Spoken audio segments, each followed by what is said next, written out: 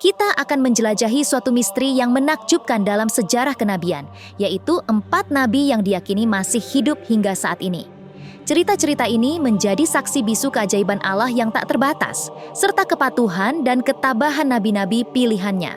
Siapa saja mereka, bagaimana perjalanan hidup mereka yang penuh mukjizat, dan apa pelajaran berharga yang dapat kita ambil dari kisah mereka?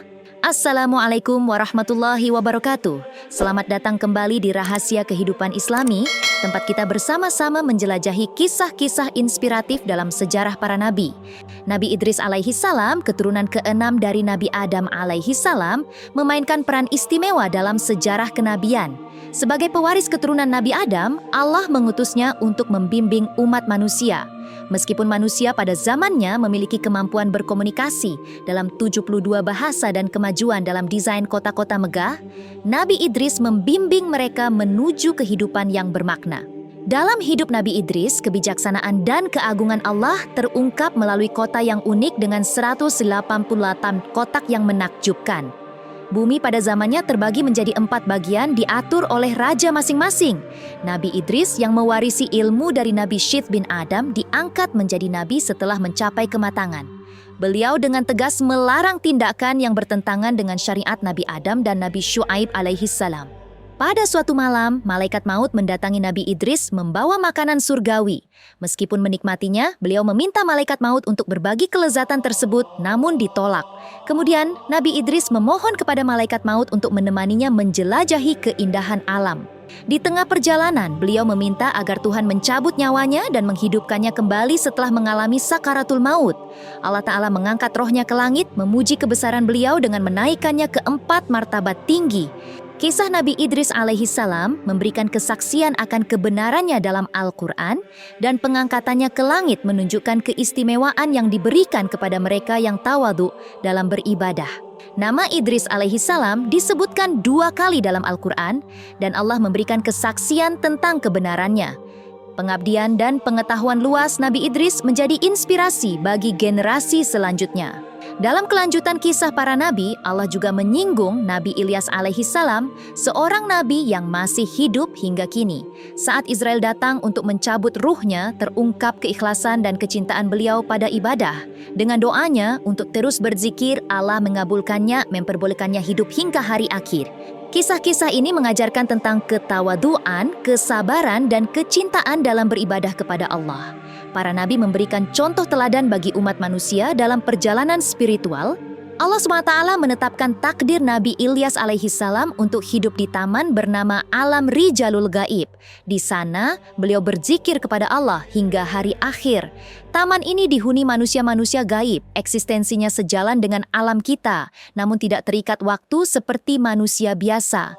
Kisah Nabi Khidir alaihi salam, nabi lain yang hidup abadi, menambah keunikan dalam deretan nabi. Beliau pernah menjadi Perdana Menteri di Babilonia yang dipimpin Sultan Iskandar Zulkarnain.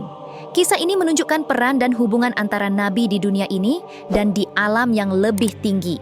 Walaupun riwayat tentang pertemuan Nabi Khidir dan Nabi Ilyas di musim haji memiliki variasi, mereka menunjukkan kompleksitas dunia gaib.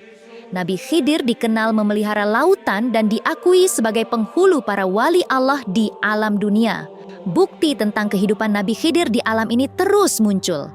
Beberapa individu seperti Saidin Ahli dan Al-Mursi menyampaikan pengalaman mereka melihat atau berkomunikasi dengan beliau. Keberlanjutan peran Nabi Khidir ini diakui melalui berbagai kisah dan pengalaman para tokoh seperti Bishr al-Hafi dan Umar bin Sinan.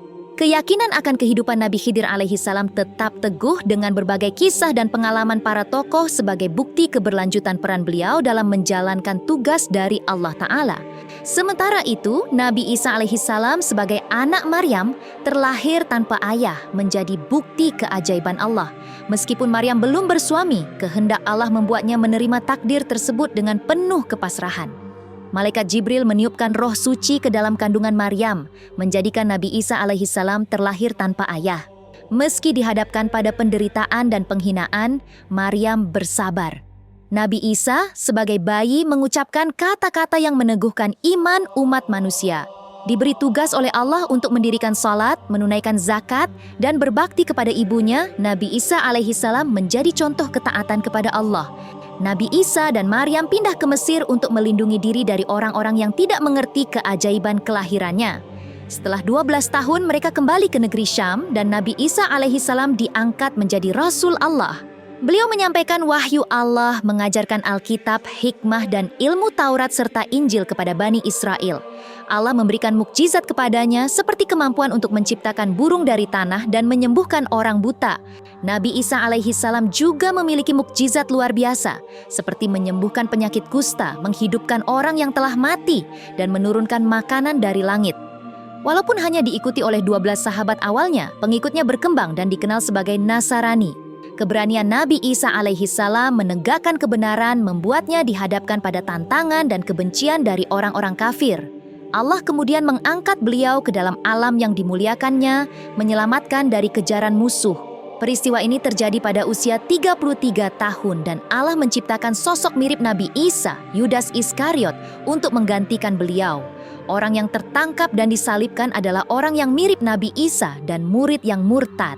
Allah Ta'ala menegaskan dalam Al-Quran bahwa Isa alaihissalam tidak mengklaim sebagai anak Allah, melainkan sebagai hamba Allah. Hingga saat ini, Nabi Isa alaihissalam masih hidup bersama penduduk langit dan diyakini akan turun kembali pada hari kiamat untuk mengalahkan Dajjal. Demikian isi video kali ini. Semoga dapat bermanfaat untuk kita semua. Jika ada yang baik itu datang dari Allah Subhanahu wa Ta'ala, dan jika ada yang buruk dan salah itu datang dari diri saya pribadi. Hanya Allah yang Maha benar dan Maha mengetahui. Wallahu a'lam bisyawab. Wassalamualaikum.